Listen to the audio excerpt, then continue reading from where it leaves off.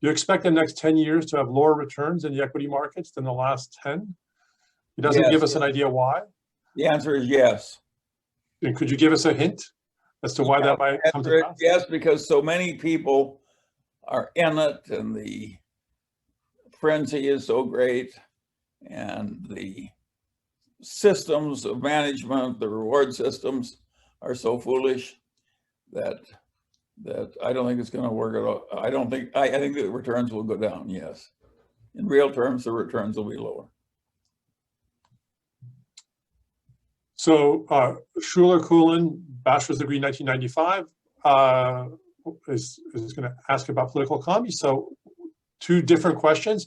What do you think of the combinations of quantitative easing and large fiscal deficit, and where are they going to lead us? Well, there I've got a very simple answer, and that is, it's one of the most interesting questions anybody could ask. And we're in very uncharted waters. Nobody has gotten by with the kind of money printing we're doing now for a very extended period without some trouble. And I think we're very near the edge of playing with fire.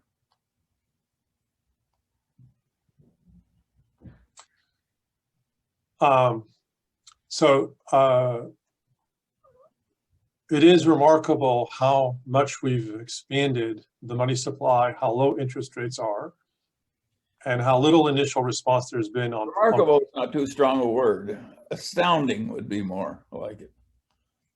I will let you choose the adjective, Charlie. It's unbelievably extreme. Some European government borrowed money recently for some tiny little fraction of 1% for 100 years. Now that is weird. So what kind of a lunatic would loan money to a European government for 100 years at less than 1%?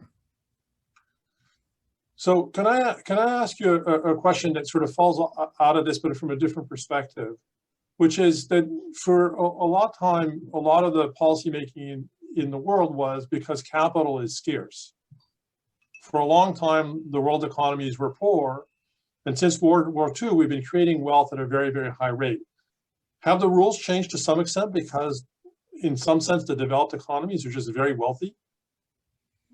Well, of course it's changed to some extent because the developing economies are very wealthy. It's changed enormously. In my lifetime, advanced civilization has gotten ahead faster than any century that exists before, and nothing else is even close. It's utterly without precedent in real terms. It's unbelievable. I watched the whole damn thing practically because I've lived so long. And it's been absolutely astounding. I can remember having a 5-course filet mignon dinner in Omaha for 60 cents when I was a little boy. The world has really changed. So our next question, which is the converse, wealth can be high because we've accumulated a lot of wealth or because the value of that wealth is high. So David Whitner, who is an associate degree in 1975, asked, is the NASDAQ in a bubble and will it blow up? And do we know when? Is the NASDAQ in a bubble? Well, nobody knows when bubbles are going to blow up. But just because it's NASDAQ doesn't mean it'll have another run like this one very quickly again. This has been unbelievable. Again, there's never been anything quite like it. If you stop to think about it, think what Apple is worth compared to John D. Rockefeller's oil empire. It's been the most dramatic thing that's almost ever happened in the entire world history of finance.